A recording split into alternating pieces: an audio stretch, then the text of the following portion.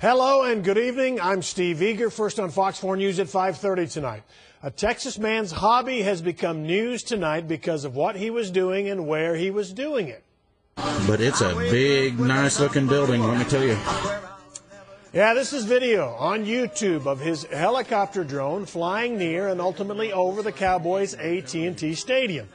Beautiful pictures. The problem is this drone is looking for another drone that crashed on the stadium roof. The Cowboys say they've found it, and the FAA says it's looking into the entire thing. Fox 4's Phil Alvarado is in our forward newsroom tonight with a look at what the law says about all this. Phil. Well, Steve, there are concerns for public safety and also for the airspace. AT&T Stadium says that they did find it on the roof and they were going to return it to its owner, but it's raising a lot of questions even from other hobbyists. One question is, was this drone being used according to the FAA guidelines that are in place right now, and if maybe those guidelines shouldn't be stronger? This quad-rotor aircraft is easy to fly. It can be guided by GPS, and it has a high-resolution camera. How and where you can use it is, well, still up in the air. Flown responsibly and they're safe. Flown irresponsibly, they can really hurt somebody. People call them drones. Enthusiasts don't like the military connotation. They prefer unmanned aerial vehicles. Whatever you call them, a man who identifies himself as Bob Edelman in this video is getting a lot of attention for what he describes as an accident at AT&T Stadium. So consequently, it ran into the side of that, either the roof or the side of that stadium, and I lost my quadcopter. As he explains, the video is actually from a second drone he flew to look for the one he lost.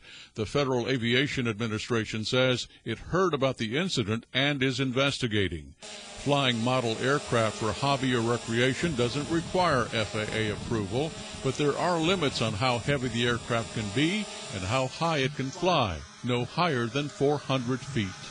Man, I think I had to go about 700 feet up to just to get all the stadium in the shot. The FAA rules also say to keep a distance away from people, which raises questions about other parts of his aerial tour. There's a buzz all around the ballpark. Some people are already in their seats in the stadium, too. The tour continues over Six Flags in Hurricane Harbor, where people swim below, and then into downtown Dallas. Al Cannon has no connection to the video, but as someone who sells the copters, he disagrees with what he sees. It's hugely irresponsible to be flying over people or around people. And it may be illegal in some cases based on a new Texas privacy law directed at the use of drones. But hobbyists say the rules and guidelines are still too vague.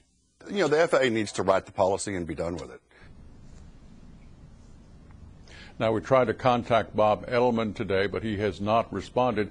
By the way, that YouTube video was taken down from his YouTube channel shortly after we posted a request for a comment. Steve?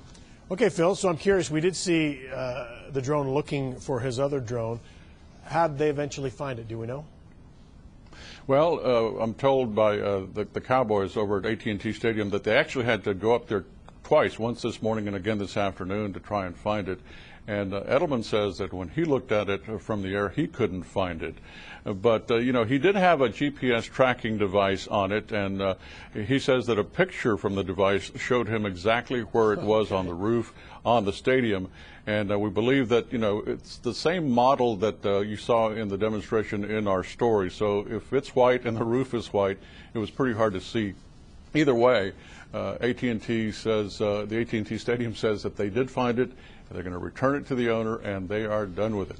All right, we'll see the follow-up, but it's still cool technology, Phil. All right, thank you.